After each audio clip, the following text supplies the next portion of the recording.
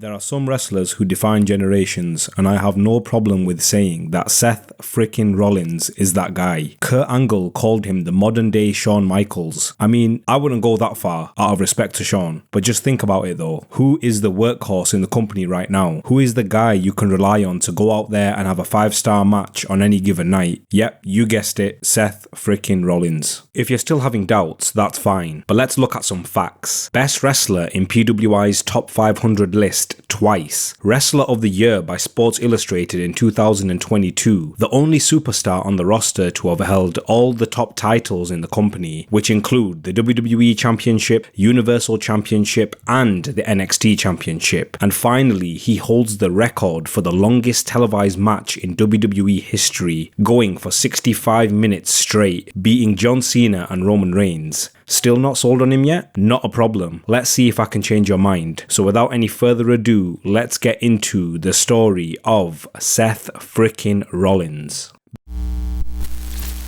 Before we begin, I just want to thank you all for showing your support to the channel. We're working hard to keep bringing you more content, so be sure to subscribe so you don't miss out on all our upcoming videos. Now, let's get back into it. Born on the 28th of May 1986 in Davenport, Iowa, Seth grew up as a fan of pro wrestling, and after graduating high school in 2004, he decided to join Danny Daniels Wrestling School in Chicago, Illinois. Setting his sights on the big leagues, he made his way to ROH, which has been known for years as a stepping stone for wrestlers trying to make a name for themselves. Known as Tyler Black, he had a huge amount of success in Ring of Honor. Early on, he joined a faction called the Age of the Fall, which saw him win the ROH World Tag Team Championships after beating the Briscoe brothers. After losing the titles, he had a few ROH World title shots, but came up short, and then took some time out to recover from neck surgery. When he came back, he won the ROH World title against Austin Aries, but after an impressive 210-day title reign with 7 successful title defenses, his hard work paid off, and he got the call from WWE in 2010 to sign a developmental contract. It was time to join the big boys. Rebranding himself as Seth Rollins, he joined WWE's developmental territory FCW, and making his debut for the company in a dark match on September 14, 2010's edition of SmackDown. It was time for him to get to work, and that's exactly what he did. He competed against the likes of Richie Steamboat, Hunico, and Jinder Mahal in the FCW 15 Jack Briscoe tournament, which he went on to win, becoming the first ever FCW 15 champion. He followed this up by beating Damien Sandow and Titus O'Neil for the FCW tag team titles with Richie Steamboat, but lost the gold just 1 month later to Big E and Calvin Reigns. It wasn't long after losing the tag titles when Rollins feuded with a man who changed his career forever, Dean Ambrose. The feud caught the eyes of WWE management and planted the seeds for the Shield. The chemistry was easily there, and they tore the house down with each match. I mean, they had 3 Iron Man matches for Seth's FCW 15 championship. The first 2 matches ended in a 0-0 draw, which meant Seth retained, but Ambrose didn't let him off lightly, because they settled the feud in a 3rd and final match. This again ended as a draw, with both superstars getting 2 pinfalls each. This time it was different though. There had to be a winner, so it went to sudden death overtime, and Seth picked up the win. After this, he set his sights on the FCW Florida Heavyweight Championship and got his hands on the gold after beating Leo Kruger. Not long after this, WWE rebranded FCW into NXT, which was a weekly show on the WWE network, with Triple H at the wheel. It's no secret that Triple H has a soft spot for Rollins, and this all started with his push in NXT. There was a Gold Rush tournament to crown the first NXT champion, and who won, you ask? It was none other than Seth Rollins, after beating Drew McIntyre, Michael McGillicuddy, and Jinder Mahal to capture the title.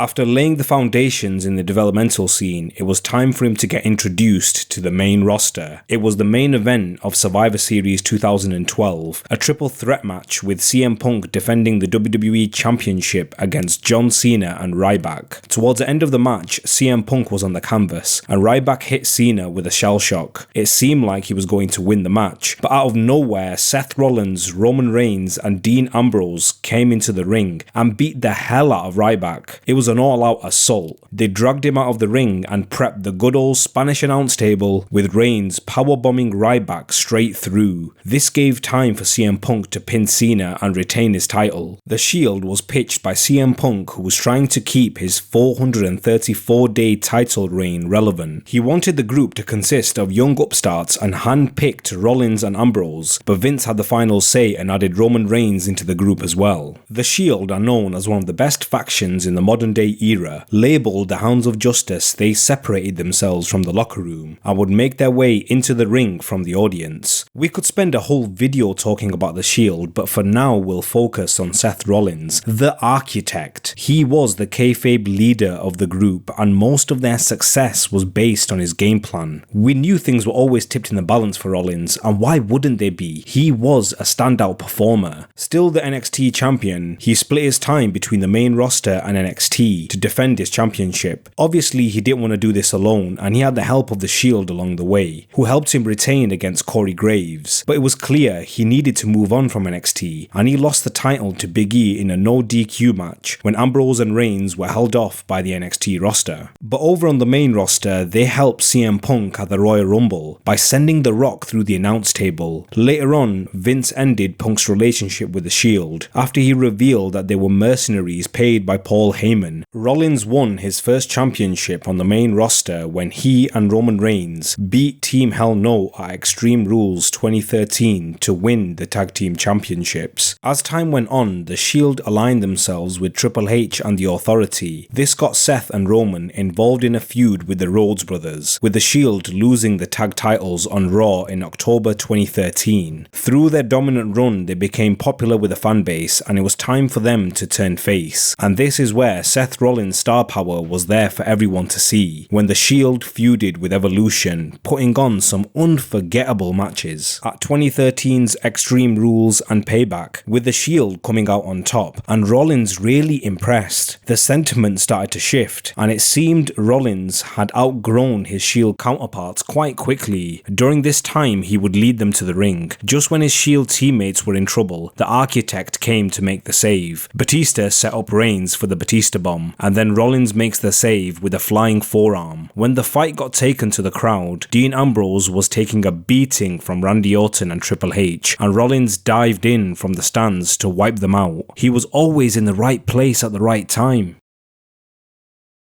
The next night on Raw, Triple H wanted to continue feuding with the Shield, but Batista split, which left the COO with no other option but to go with Plan B. As good old JR says, "Go on kid, make yourself famous!" Seth winds up a steel chair, and with his back turned, Roman Reigns receives a blow and crashes to the mat. Ambrose was just stood there in shock and walked himself into the chair, and then Rollins wreaked havoc on him with chair-bending shots, then a curb stomp on Ambrose into the chair. The shot that ended the show was Rollins standing with Triple H and Randy Orton over his fallen Shield brothers. The Shield was left without its architect. After this, Rollins came out and explained only he deserved to know why he turned his back on the Shield. Later on, he was interviewed by Michael Cole, making it clear that the Shield was strictly business and they were not his brothers. To give some background on the events after this, WWE held a Money in the Bank ladder match for the WWE World Heavyweight Championship, but on the June 17th episode of Main Event, Rollins announced a second ladder match at the Money in the Bank, with the winner receiving a contract to face the champion at any time. He took advantage of his position in the Authority and appointed himself as the first entrant. Leading up to the event, he was attacked by Ambrose during his matches, and things got heated when Ambrose cost Rollins a win over Rob Van Dam. This made Rollins convince Triple H to add Ambrose to the match, which he did. At Money in the Bank, Rollins was making the climb to get the contract, but Ambrose came with a steel chair and opened up a can of whoop ass. The coast was clear, and Ambrose went for the contract, but out of nowhere, flames surrounded the ring, and would you believe it? By God, it's Kane, the big red machine! He interfered in the match and knocked out Ambrose. He then looked over at Seth, who realized it was now or never. Kane held the ladder for Rollins to win the briefcase. This was his first big singles win in the main roster. The next night on Raw, Ambrose made it clear that every time Rollins would attempt to cash in his Money in the Bank contract, Ambrose would attack him and stop him in his tracks. This brought us to a match between Rollins and Ambrose at Battleground, but Ambrose was ejected from the arena by Triple H. Later that night, Rollins came out and announced that he had won the match by forfeit. Rollins would then get attacked by Ambrose, and as they started trading blows, they were pulled apart by both the Authority and security. Things were really getting tense. Their feud continued at 2014 SummerSlam, with Ambrose deciding a stipulation, a lumberjack match. Rollins went over in this match, picking up the win, but we all know Ambrose doesn't take things lightly, and they had a Falls Count Anywhere match the following night on Raw. This led to Rollins curb stomping Ambrose through cinder blocks, and kayfabe injuring him, putting him out of action for weeks. Rollins was then scheduled to face Roman Reigns at Night of Champions, but Reigns had to pull out of the match due to a genuine emergency hernia surgery. At the pay-per-view, Rollins declared himself the winner again by forfeit and issued an open challenge, which saw Ambrose return to attack Rollins. Later that night, he interfered in the main event against John Cena and Brock Lesnar. Just when Cena delivered the AA and made the cover, Rollins interfered and broke the pinfall with his Money in the Bank briefcase. He attempted to cash in the contract, but Cena pulled him from the ring and sent him on his way. Over the next few weeks, Cena and Ambrose both had a bone to pick with Rollins, blindsiding him every chance they got. This brought us to Rollins versus Ambrose at Hell in a Cell. The way this match went felt like it was fantasy book by me. I mean, the fight started at the top of the cell. What more could you ask for? Ambrose made his entrance and scaled the structure, and when Rollins made his way in, he ordered J&J security to handle business for him, which didn't go as planned, because Ambrose laid waste to them with a kendo stick. Rollins made the climb, and they started trading blows. After brawling at the top of the cell, they both decided to make the climb down the cell, which saw both superstars attack each other on the way down, and fall off the structure into the announce table. Obviously, this wasn't the end of the match though. They both carried on, and Ambrose had the upper hand. Towards the end of the match, Bray Wyatt interfered and took out Ambrose, which gave Rollins the chance to make the cover and win the match. With Ambrose out of the picture, he got involved with Randy Orton, who felt Rollins was favoured over him by the Authority. This brought us to a match on November 3rd, 2014's Raw against them, which Rollins won with a cheeky backslide pinfall. Orton didn't take the loss lightly, and when Rollins tried to bring his spirits up, an RKO out of nowhere. Then Kane was dispatched to calm things down, but Randy attacked Triple H. He eventually got overpowered by the Authority and took a curb stomp on the announce table and then on the steel steps, which took Orton out of action with a kayfabe injury, and Rollins was now the poster boy of the Authority. All roads were leading to WrestleMania, but before that, a quick pit stop at Royal Rumble 2015, when Rollins faced off against John Cena and Brock Lesnar for the WWE Championship. At the time, you'd think a young Rollins had no place being in the ring with such high-profile opponents, but you'd be wrong. He was the it factor for this match, and it's very rare you see a superstar bring out the best in Brock Lesnar, and that's exactly what he did. He sent Brock through the announce table, taking him out of the match, and then it became a brawl between him and Cena, with J&J security coming in to make the save for Rollins. But obviously, Big Match John pulled it out of the bag and took them out with a double AA. Rollins would make a recovery, and it seemed like he won the match, but Lesnar recovered, hitting a suplex to Rollins, but he countered with a backflip and grabbed his Money in the Bank briefcase and hit Brock across the skull twice, lining up for a curb stomp, which turned into an F5, and Lesnar picking up the win. This guy was something special during this match, and the confidence WWE had in him at the time was only growing, and it paid off for him at WrestleMania.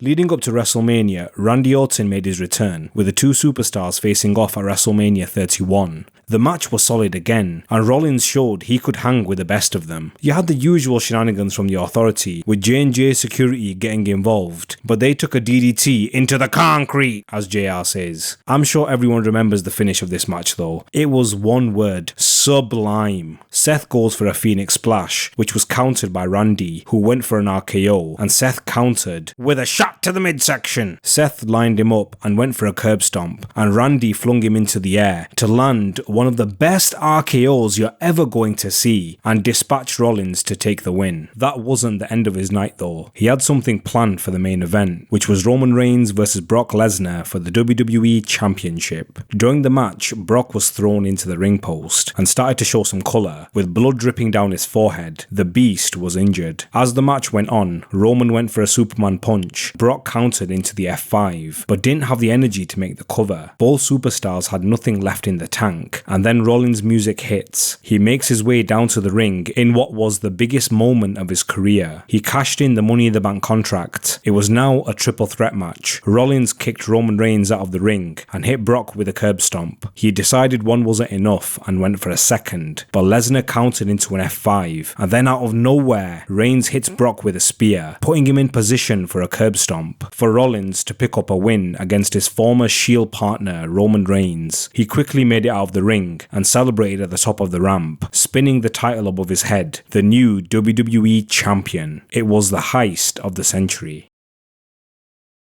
After his big win, he continued his feud with Randy Orton in a steel cage match at Extreme Rules, with the added stipulation that the RKO was banned. Leading up to the match, Rollins and Kane didn't see eye to eye. Kane at the time put on a suit and took up the Director of Operations role for the Authority. Seth criticised him for his poor work performance, but the Kane factor came in clutch for Rollins at Hell in a Cell, who helped Seth to win the match and retain the WWE title. After this, Kane announced by vote on the WWE app, Rollins would defend the title against Orton and Reigns in a triple threat match that later became a fatal four-way when Ambrose defeated Rollins with a stipulation set by Kane, seeing Ambrose being added to the match. At Payback, Kane sided with Rollins, who ultimately won the fatal four-way after hitting a pedigree on Orton. Another standout moment in his reign was when he feuded with John Cena at SummerSlam. They had a winner-take-all match with the United States and WWE Championship on the line. Once again, Rollins put on a clinic, showing once again he can go toe-to-toe with just about anyone. This match is criminally underrated. I mean, let's talk it through. Around the midway point in the match, Rollins was positioned for an AA on the top rope, but countered into a buckle bomb, which was followed up with a frog splash, but a near fall by John Cena, who rolled out and set Rollins up for an AA, which was countered again, and Cena got sent into the ropes to receive an AA from Rollins. Towards the end of the match, Cena had Rollins up on his shoulders, but he was holding the ropes for dear life. When Cena pushed him off, the ref was in the way and took a bump, which gave us time for some shenanigans. Jon Stewart came out to the ring with a steel chair and gave Cena a shot to the midsection, which Rollins followed up with a pedigree to win the match. Rollins became the first and only wrestler to hold both the WWE and United States Championships at the same time. His first title reign was definitely one for the history books. Building on his list of opponents, Seth went up against the legendary Sting. It all started on Monday Night Raw when the Authority went to reveal a statue of Seth. When the curtain was lifted, it was none other than Sting, who ambushed Rollins, laying the foundations for their match at Night of Champions. The match started off well, and Sting impressively kept up with Rollins despite the massive age gap, but things didn't go according to plan. Sting took a buckle bomb, which caused an injury, but like all good professionals, the show had to go on. Sting tried to work through it, but collapsed after an Irish whip. Things were not okay. He continued with the match, and eventually Rollins came out on top. He'd beaten the legendary Sting, again making history in his unbelievable title run. It was a long night at the office though. He also faced John Cena for the United States Championship, but wasn't able to beat him on the night. Looking back at it, I have to say, well played to Rollins. He worked two of wrestling's greatest on the same night and put on a solid performance in both matches. If this doesn't prove he's a workhorse and a hell of a worker, I don't know what else will.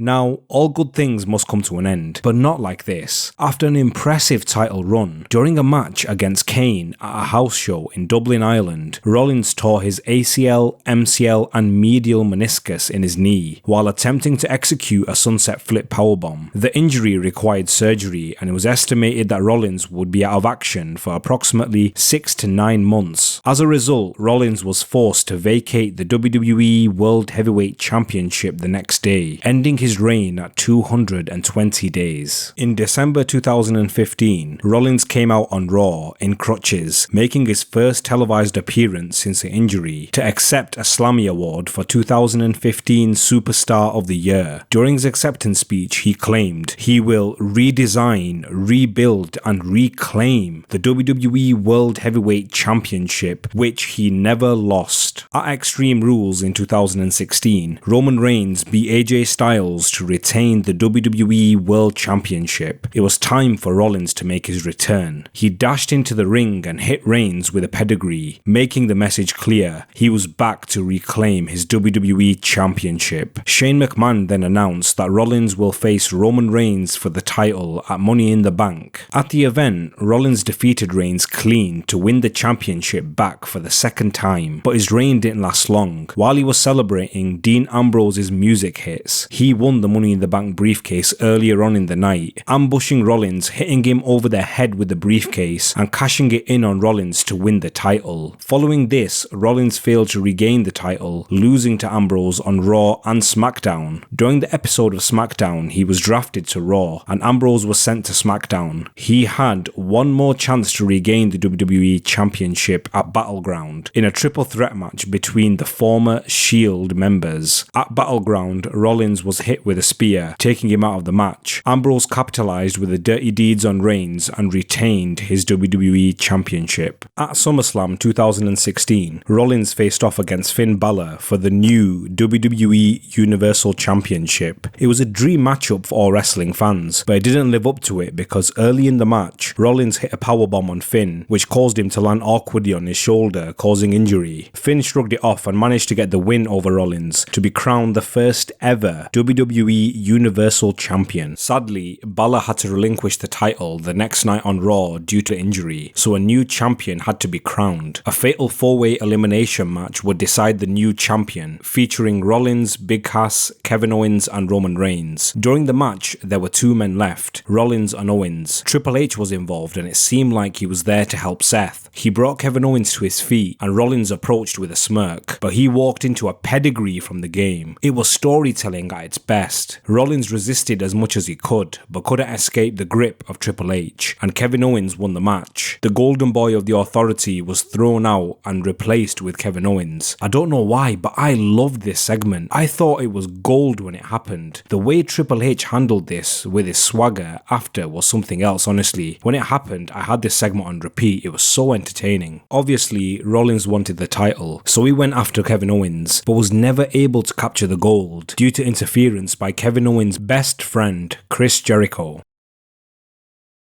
Aiming to go for the championship again, he announced himself as an entrant in the 2017 Royal Rumble, but on the Raw before the Rumble, he went up against Sami Zayn, with his spot in the Rumble up for grabs. Rollins lost the match after Triple H's music distracted him. Seth wanted payback, and he shifted focus to Triple H, arriving at NXT TakeOver San Antonio to call out Triple H, who came out to confront Rollins. He would send out security after Rollins and ejected him from the building. Rollins was banned from the Royal Rumble pay-per-view and appeared on Raw the following night to confront Stephanie McMahon and once again called out Triple H, demanding answers. Later that night, Triple H came out explaining that he betrayed Rollins because he felt he was a failure on his own. And before Rollins could confront Triple H, he was ambushed from behind by Samoa Joe, who trapped Rollins in a coquina clutch and choked him out. During the attack, WWE announced on their website that Rollins re-injured his knee. In a February interview with Corey Graves, Rollins said he would be at WrestleMania 33. All roads led to WrestleMania, and Rollins went up against Triple H in a non-sanctioned match. Throughout the match, Triple H targeted the injured knee of Seth, who would have flurries in the match, but would be stopped each time the knee buckled, or was attacked by the game. Towards the end of the match, Rollins had a sledgehammer in hand and weighed up Triple H, but Stephanie interfered, causing the distraction, and Rollins got hit with a pedigree, resulting in a near fall. The finish of the match was pure drama, as Stephanie grabbed Rollins in a chokehold, allowing Triple H to come charging in, only for Seth to duck and sending her crashing through a table. Triple H stood contemplating life behind bars after hitting his wife, giving Rollins a chance to hit a pedigree on Triple H and make the cover. The redemption arc was over. Seth Rollins was now the Kingslayer after beating Triple H at WrestleMania.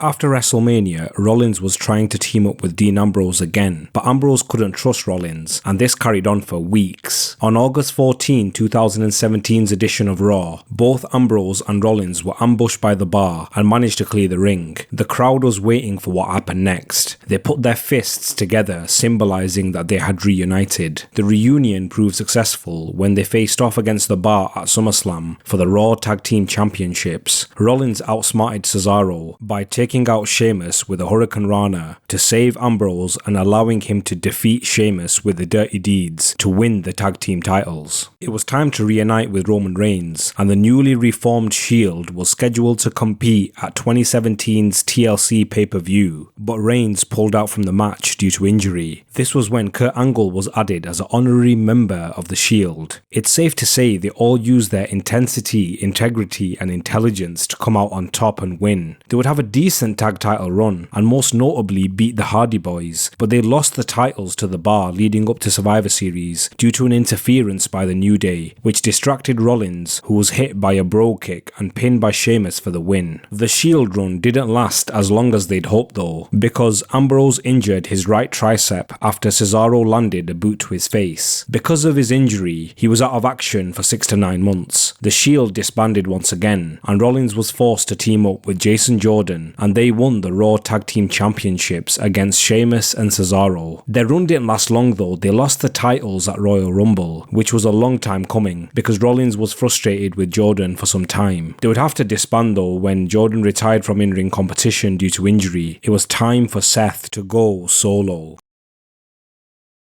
I have no shame in saying Seth frickin' Rollins is one of the best wrestlers in the world right now. If you don't believe me, then let's take a trip back to February 19th, 2018, Monday Night Raw. He competed in a 7-man gauntlet match. Although he didn't win, he defeated Roman Reigns and John Cena, and if that wasn't impressive enough, he was in the ring for a total of 65 minutes, which is the longest televised performance in WWE history. After beating two of the biggest superstars on the roster, he did the favor for Elias and was eliminated. This performance set the standard for the next chapter of his story, the Workhorse Saga. In 2018, we saw something special with the birth of Monday Night Rollins. He was taken away from the main event picture at the Elimination Chamber when he had a chance to headline WrestleMania 34 for the Universal Championship, but was eliminated by Braun Strowman. This took him on a path which saw him go after the Intercontinental title, which was held by The Miz. His road to WrestleMania was rather unconventional, bringing him to a triple threat match against The Miz and Finn Balor for the Intercontinental Championship. Once again, Rollins put on a phenomenal performance, with memorable moments adding suspense to the match at the right times. The finish was edge-of-your-seat stuff, with Balor delivering a coup de grace to The Miz, and when he makes the cover, Rollins hits a curb stomp, which seals the deal. We had ourselves a new Intercontinental Champion. His reign as champion was nothing short of phenomenal. He honored the legacy of the title and took on all opponents. He used his star power to elevate new and upcoming stars like Mojo Rawley and Elias, whilst taking on more experienced wrestlers like Kevin Owens. But then he had a feud which defined his entire reign as Intercontinental Champion against Dolph Ziggler. On Raw, he defended his title against Ziggler with Drew McIntyre by his side. The battle ends with both Rollins and Ziggler fighting each other for a roll-up, but he was defeated by Ziggler with a roll-up pin to win the Intercontinental Championship. You'd think losing the title is enough, but nope, McIntyre hits Rollins with a combined finisher to add insult to injury. This started a feud which ran its course until Extreme Rules. It was a 60-minute Iron Man match for the Intercontinental Championship. Later on in the match, Ziggler has a 4-3 lead on Seth with just 5 minutes to go when Rollins eventually hit a stomp on Ziggler and scored a pinfall. Time was over and it ended all square. Raw GM Kurt Angle wanted to have a decisive finish, so he ordered the match to restart. Obviously there were some shenanigans, and McIntyre helped Ziggler to retain the gold.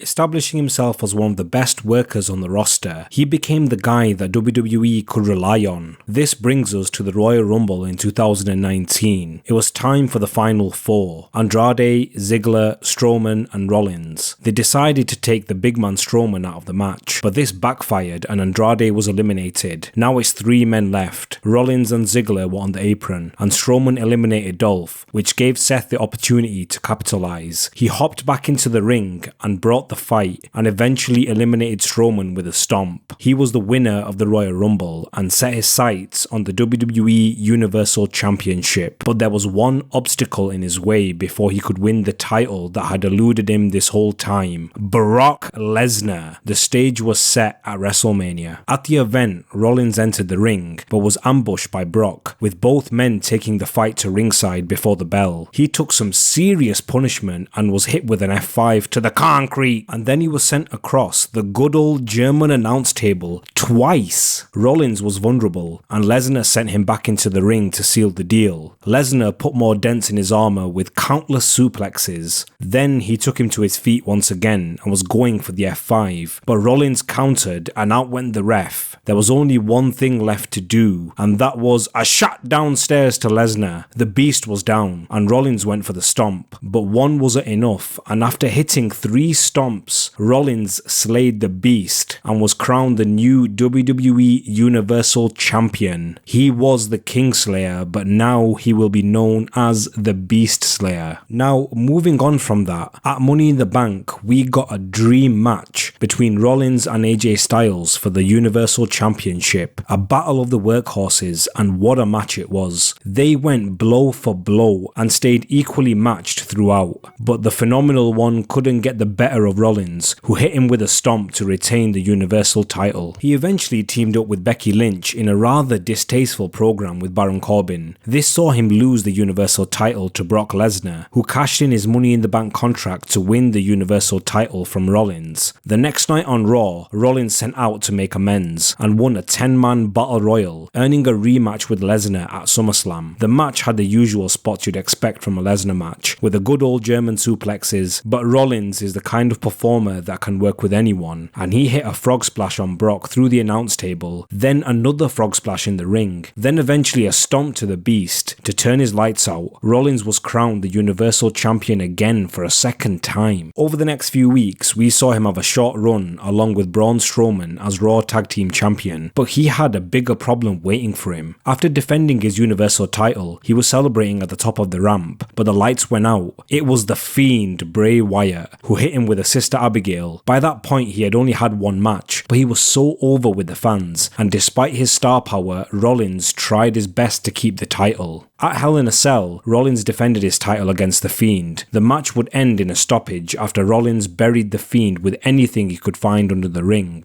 The Fiend was done, but Rollins decided to put the nail in the coffin and hit him with a sledgehammer. The medical staff came to the rescue, but Rollins wasn't done and went for an attack again, but The Fiend came alive with a mandible claw. He was bulletproof at this point, and Rollins would inevitably lose the title to him at Crown Jewel.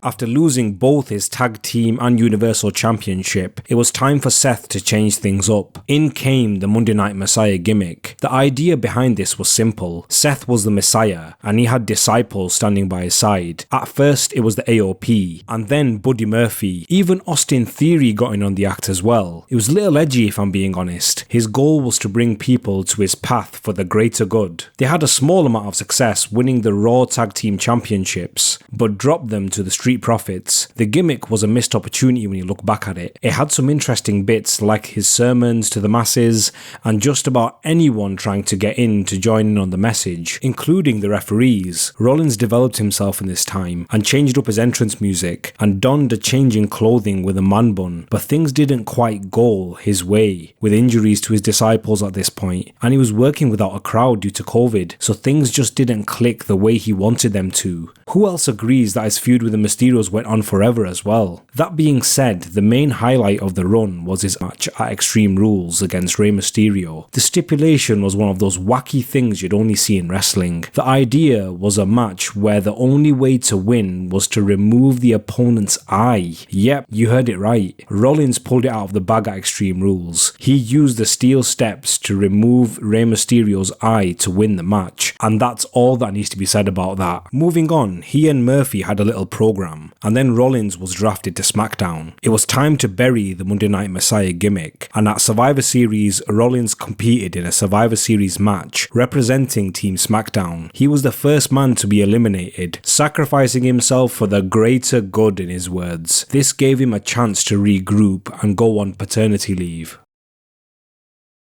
He would make his return to TV at 2021's Royal Rumble. He entered the Rumble match at number 29. He had a decent performance, but after 8 minutes and 48 seconds, Rollins was eliminated by Edge. A month after the Rumble, he changed things up. In comes the visionary, the revolutionary, Seth freaking Rollins. Rollins came out on SmackDown and trashed the locker room, making it known that he was the leader they needed. The only superstar that didn't buy it was Cesaro. This set up a match between them at WrestleMania. Their feud carried on until Money in the Bank, and then Rollins moved on. At Money in the Bank, Rollins cost Edge the Universal title against Roman Reigns, which triggered the next chapter for the visionary. This set up another dream feud, and despite his age, Edge put on a solid performance week in and week out. Most of you might not remember, but this was a long time coming. Their rivalry dates back to 2014, when Seth tried to curb stomp Edge after his career-ending injury. Some fans draw comparisons between them with their opportunistic characters, but they were complete opposites at this point. Seth changed things up with a more eccentric character, questionable fashion choices, and a maniacal laugh. They faced off at SummerSlam. Again, Edge matched him beat for beat, putting on a show for the fans, but the visionary couldn't get the better of Edge and came up short. They had a rematch though on SmackDown. Things looked like they were all over with the execution, but Rollins recovered and hit Edge with a stomp. This was a way to write Edge off TV for a short while, and the show ended with Edge being taken away on a stretcher. After this, Rollins was drafted back to Raw, and Edge came back for his revenge in October, attacking Rollins, which set up the rubber match, which would be a Hell in a Cell at Crown Jewel. The hatred was there for everyone to see, right from the beginning, with Edge driving him into the corner, and they both started trading blows. Seth took a suicide dive into the cell, and Edge brought the pain, throwing him into the cell and then the steel steps. This match had everything, to be honest. The early finishers, weapons, storytelling, they left it all in that ring. Rollins wanted to put the nail in the coffin. He took a steel chain and wrapped it around his foot. Rollins goes for the stomp onto a chair, but Edge counters with a steel chair to his crown jewels, allowing Edge to capitalize and hit Rollins with a stomp. Edge came out on top. After this, Rollins won a fatal 4-way ladder match, earning a WWE Championship match at day 1, where it was booked for him to win, but plans changed and Brock Lesnar won the title instead. He developed his character more as the weeks went on, and his ring name was changed to Seth freaking Rollins. It was time for him to take the fight to the tribal chief Roman Reigns. Seth challenged him at Royal Rumble for the Universal title. Compared to his other opponents, Seth actually stood a chance. Roman dominated the entire roster, but when it came to Rollins, he has never been able to beat him in a clean finish, with Seth always coming out on top.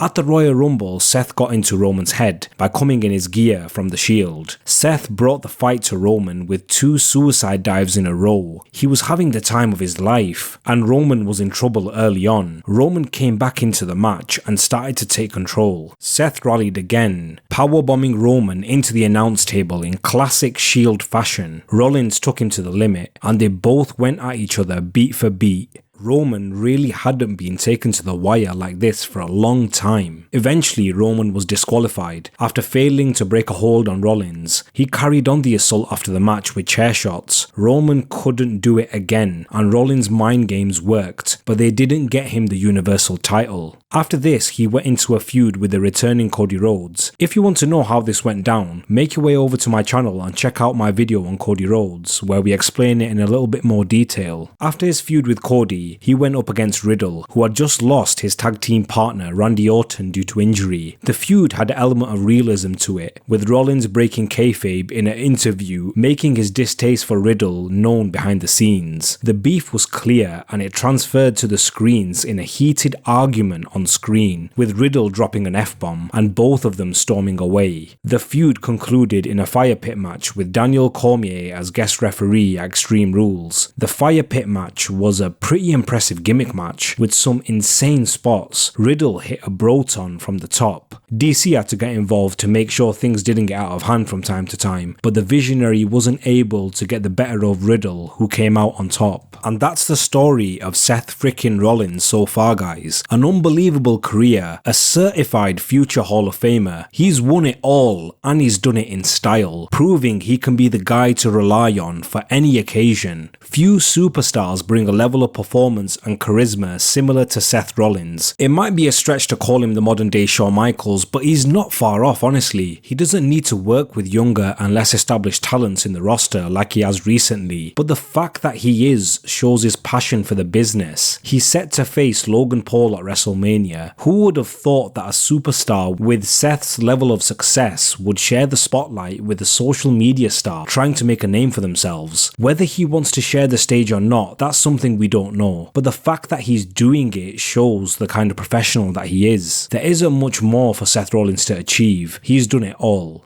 Thanks for watching this video. If you made it to the end, I just want to say a massive thank you. Your support keeps me going. If you enjoyed this video, then hit that subscribe button and stay tuned for more wrestling content right here on Wrestling Real.